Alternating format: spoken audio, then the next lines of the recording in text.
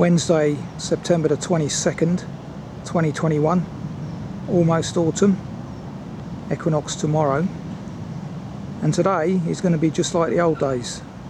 I'm doing a station to station walk today from Thetford in Norfolk to Brandon in Suffolk, through the Thetford Forest, 11 miles approximately. It's a country walking magazine track that I'm following. Just felt the need to test the transport system again after 19 months since my last train journey, incredibly, and pleased to say that it wasn't too crowded on board, so I felt reasonably safe, albeit that on the section from Cambridge not many people were wearing masks. Apparently it's optional. Anyway, we've got a cracking day ahead of us, hence why I'm out today. About 22 degrees later, gentle easterly breeze I notice. Shouldn't affect us too much in the forest though. So let's crack on. It's 11 o'clock, early start today, as the evenings are drawing in. Didn't want to get caught out because the trains are not that frequent up here. So let's press on, as I say.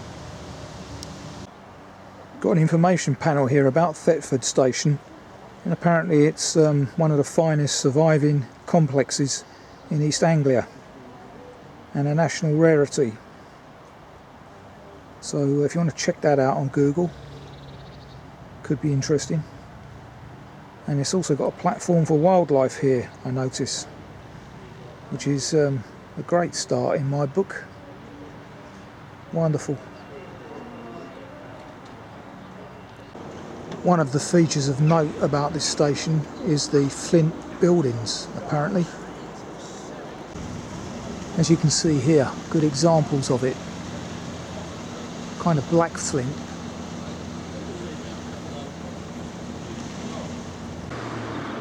The pub outside the station is also in flint, the railway, but that looks like it's up for sale. So I don't know if it's actually open at the moment. Punch Taverns. Information panel here about Thetford Forest and the Brecks. Now, as you can hear in the distance, we're not far from, I think it's Lakenheath.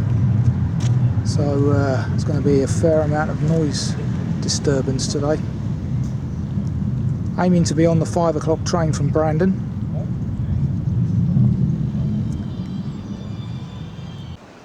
Little section of town walking prior to walking around Thetford Priory, or the former Priory. And there's another jet in the background. So as you can see here on this information panel, Thetford used to be the capital of East Anglia, not Norwich.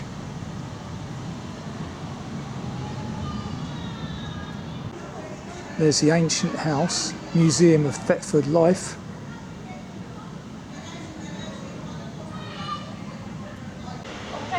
Just passing St Peter's Church, and as I say,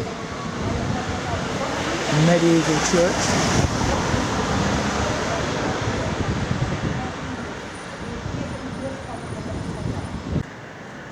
There she blows.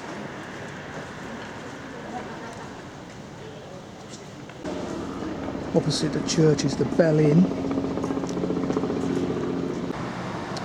Crossing over the Little Ouse, which is the name of today's walk. Country Walking's Little Ouse walk, and it's going to be one of the main features of today's walk. I'm going to be walking predominantly alongside its towpath, I believe. And the other side, more modernised here, travel lodge in contrast to the Bell Inn. As you can see, 9 miles from this point, but I'm actually doing 11 per the track anyway. Plaque here about the town bridge, which has been here since 1829 when it replaced the wooden bridge, as you can read there.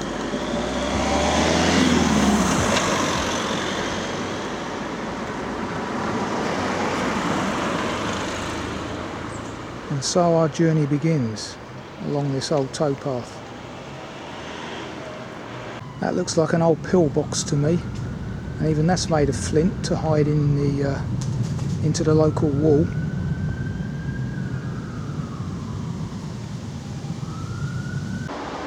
And as you can see, we're also on the St Edmund Way today, long distance path which I've walked on before in the area.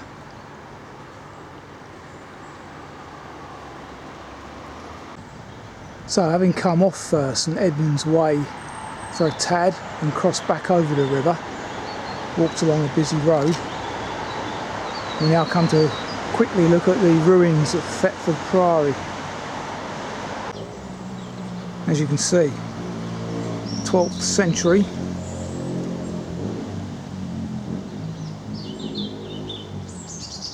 Free to get into.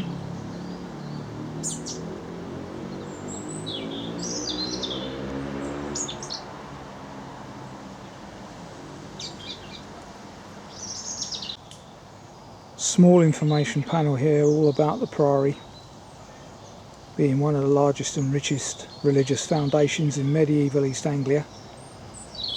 Google that if you wish to learn more. But there's what's remains of it, plus a further section here.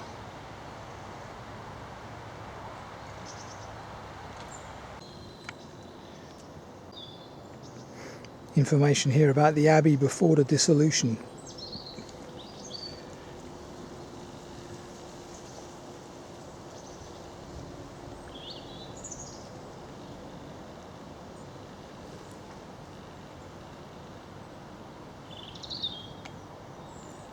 Information panel here about the Prior's lodging.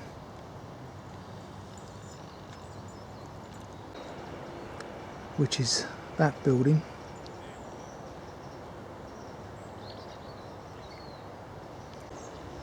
Quite amazing ruins, really.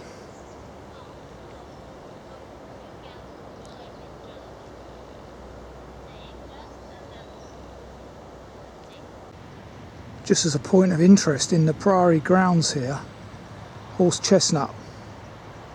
Now, I did read in the week that they're still looking into whether conker formation is affected by leaf miner, and thus far they have learnt that the size of conkers certainly is, but the evidence on the ground is pretty clear.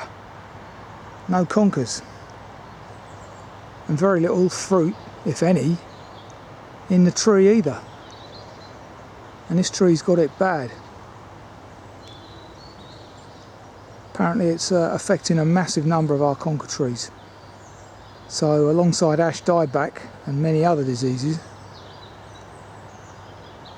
COP26, it's all well and good making these guidelines for reducing CO2, but what about these trees? These take years to grow and do their work.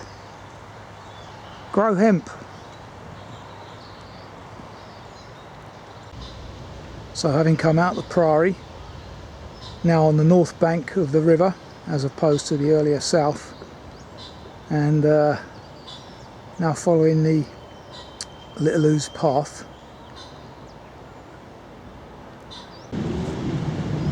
Some of those Egyptian geese, I think.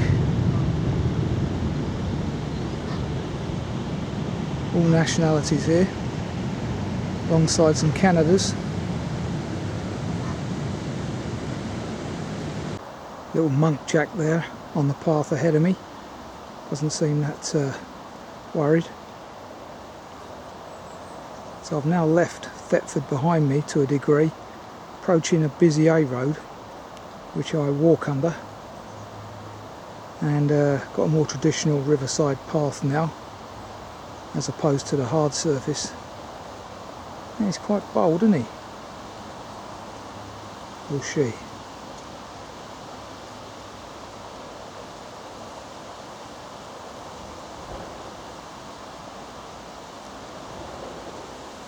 Lovely day, very autumnal. So as I suspected, we're driving under the A11 A road I've driven on many times from Cromer. Wouldn't fancy it now, mind you. Path continues underneath it here. Still following St Edmund's Way.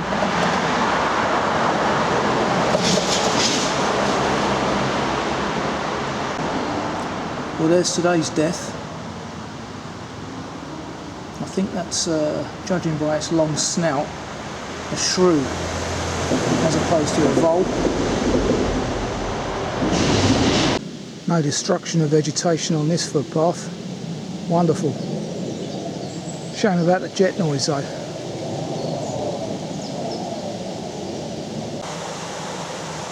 Abbey Heath Weir. Got some swans with their signet over the back there.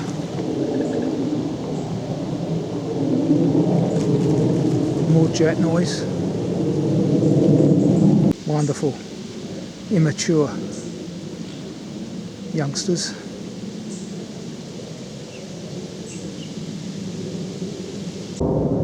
It is mainly Scots pine, unfortunately, in Thetford Forest, but there are little clusters of oak and some other species that I can't tell at the moment. Birch, looking at the leaves on the ground.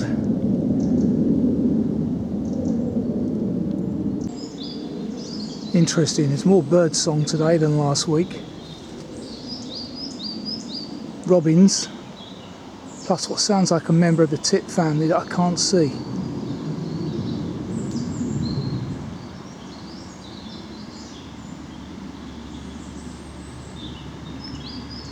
That. And the old trains are running just the other side of these trees, I can hear.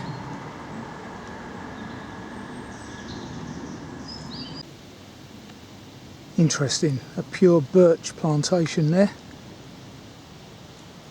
Coming into this little clearing. Oaks.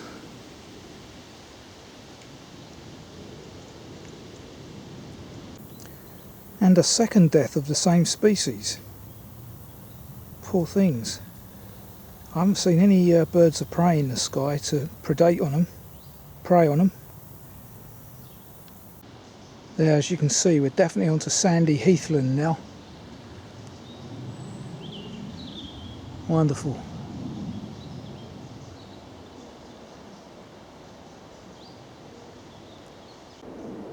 Approaching what's marked as a power station on the map.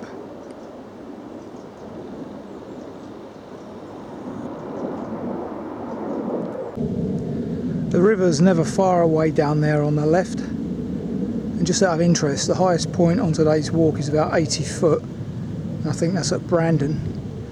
But on the whole, we're about 10 to 15 foot above sea level on today's walk.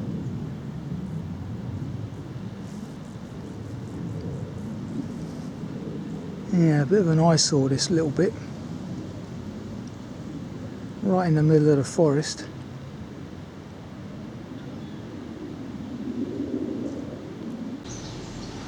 Walk into the rear of this factory or pumping station, whatever it is, with the river now very close on the left. We actually cross over a footbridge soon to get on the south side of the river. Of course, one of the few birds of prey that could live in this woodland is the goshawk. And I don't know if there are any in here, but I haven't seen much evidence of anything else because it's too wooded, I think.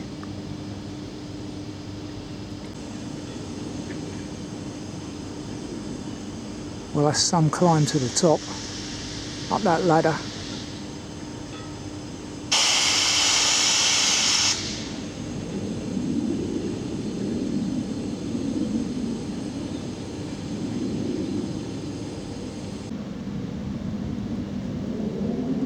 Model Aeroplane Club over there.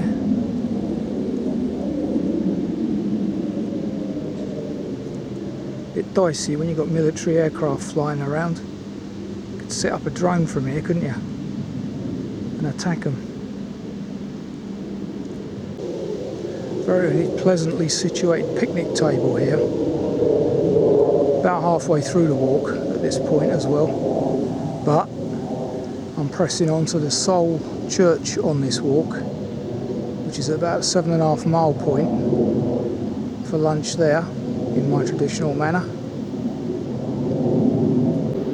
So there on my right you've got the old railway line and bridge underneath it. Our onward journey now, as I said a minute ago, is left where we cross over the river.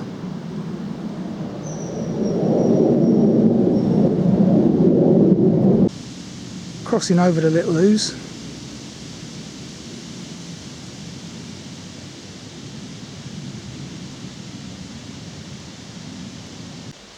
Now on a well-maintained boardwalk section.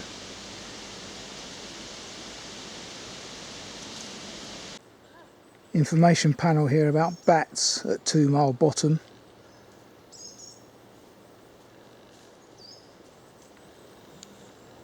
Yeah.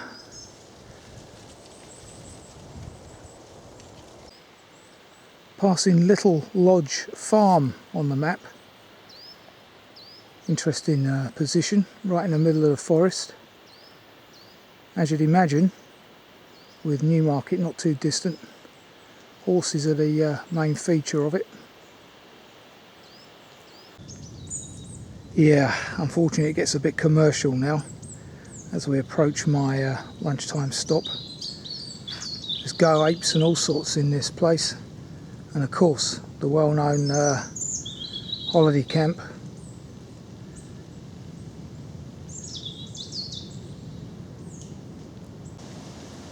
So although I'm following a GPX track, don't really need it. It's well signposted. Surfaces are good underfoot due to the sandy material, and I wouldn't envisage this being a problem at any time of the year really. Although I do read that it gets boggy after lunch, or after the church anyway. Let's see. But there is a escape route if needed. Very pleasant section of walking now, with more deciduous trees on my left, and I think spruce again on my right, as opposed to Scots pine. Still pretty dark in here though. Wonderful. And the jets have cooled off for lunch, no doubt. Well, there is evidence there of water. It is a bit spongy underfoot in this dark, dank section, but nothing like what we're used to in the Weald and what have you, down south.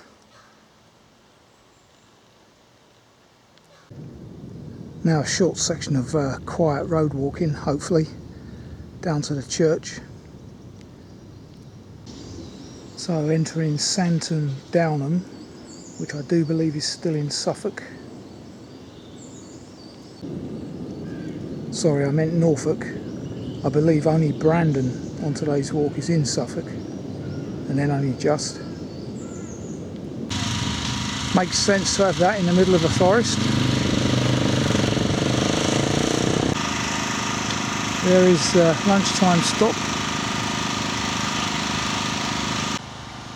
There are a number of seats scattered around, most of them are in the sun, so I'll take this one in the shade for the time being.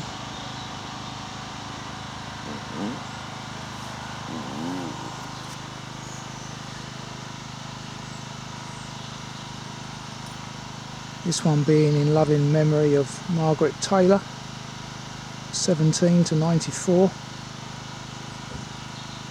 and her sister Iris. Doesn't say how old she was. Both have been gone a while though.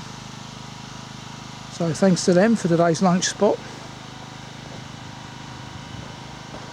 No centenarians today. Centenarians either. Even.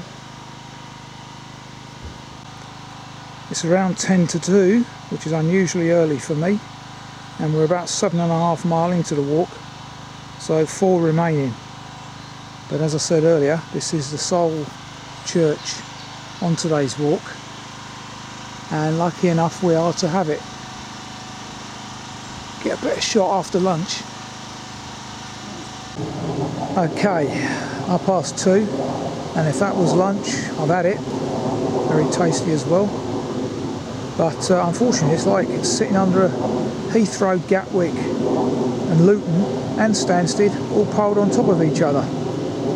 Nice quiet little church in the middle of the forest, right under the military flight path at, I believe, Lakenheath.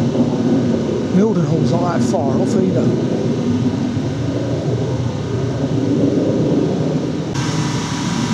So that's St Mary the Virgin, Santon Downham, which is actually open today, but don't think I'll nosy in.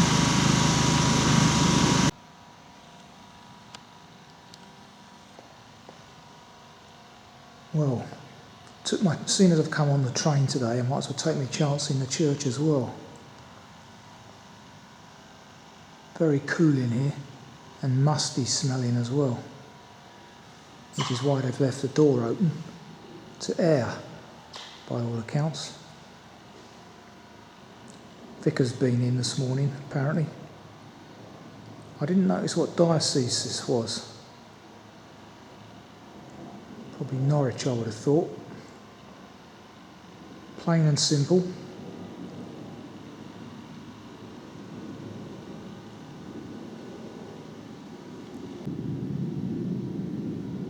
Bit of leaded window at the back here, and round the side. Be thou praised, my Lord, for all thy creatures. Wonder where the congregation come from. Must be the village, I guess, although it's not very big.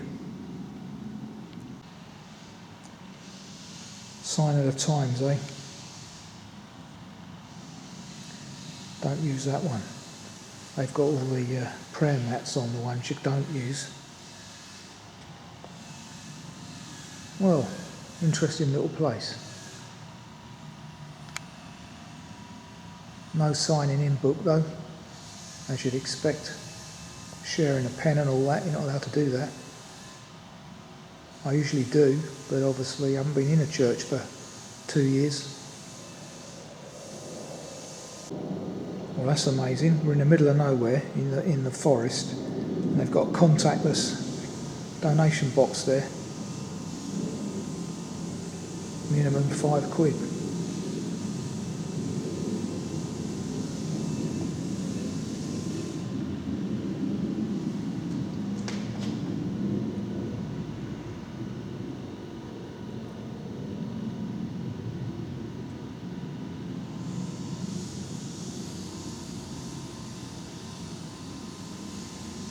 Interesting. So there we have it, the sole church on today's walk. St Mary the Virgin, Santon Downham, in the middle of the forest. But it's probably the noisiest church I've ever had lunch at, to be honest. And that noise you can hear at the minute is from the stonemason doing some headstones. So that didn't add to the tranquility either. Quite amazing. So we're following this loop, which ultimately would join up with the Pedder's Way, which is handy to know. That'd be a great walk right up to the coast.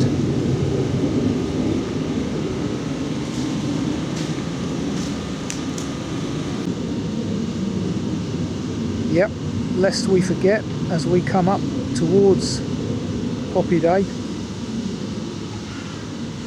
Not far off now.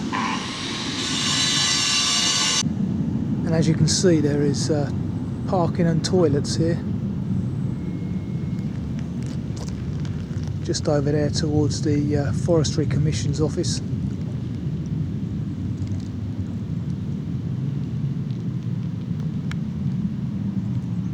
Going over this weak bridge to get back on the north bank of the Ouse. So here we go, just over the bridge, join up with this bridleway.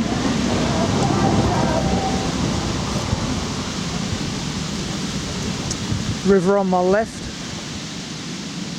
railway just over there on my right. And I'm stuck here in the middle with me. Clowns to the left, me jokers to the right, here I am. Yeah, that is indeed some very ancient bridge there.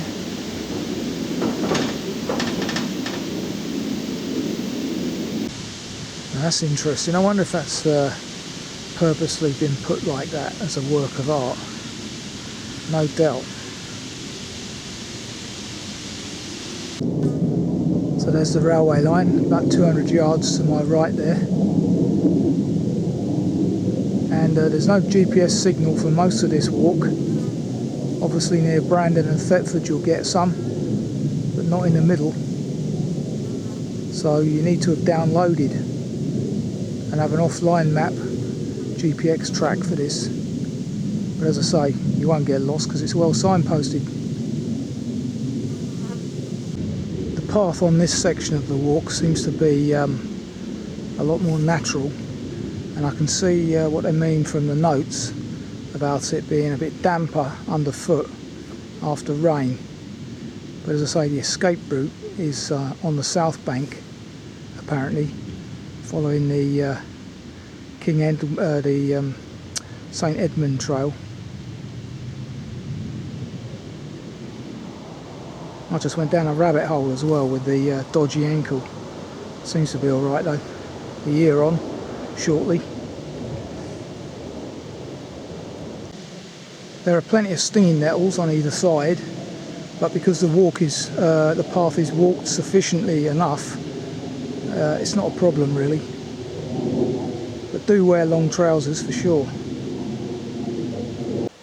Certainly starting to get a bit softer and wetter underfoot now, even though we haven't had much rain lately. So I can see what they mean by during the winter months this might be a problem. Take the south bank. Did you hear that bird? A new one on me.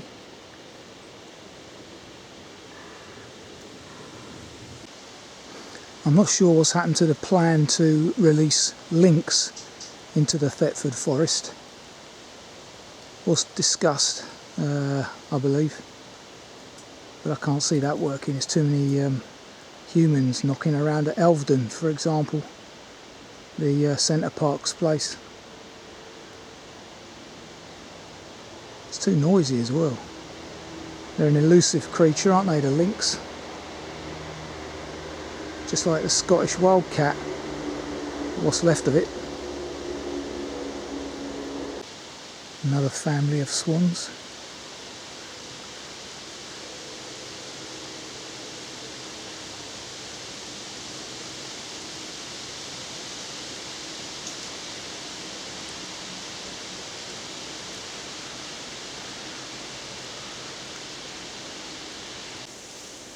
Wouldn't have thought the river was deep enough for that little barge type boat over there.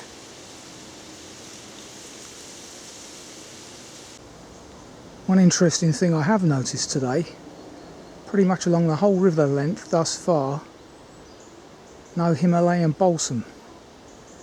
Either that or the flowers dropped and I'm not recognising it. But no, I haven't seen any to my knowledge. So here we are. I believe Brandon's actually in Norfolk and maybe Thetford is Suffolk. Really should know that, shouldn't I?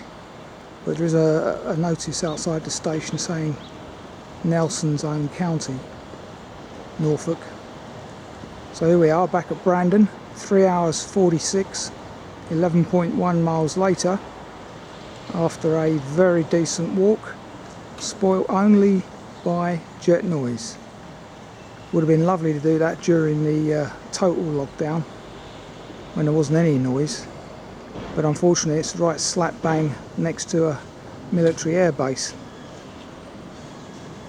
But otherwise, very decent day's walking, fantastic weather, the sun's still out, and I'm now an hour ahead of schedule, well, what I was anticipating to do, so I can get an earlier train home and catch the football later. So, one train journey done. I may do a few more before the clocks go back, because as I say, I really need to be travelling again for variety. So that's Country Walking Magazine's Little Ouse walk completed, and very decent it was as well. And I do notice the old flint as a parting point on that rather ramshackled old station over there. I'm stood on one of these more modern versions. It's a split station. So until next time, take care.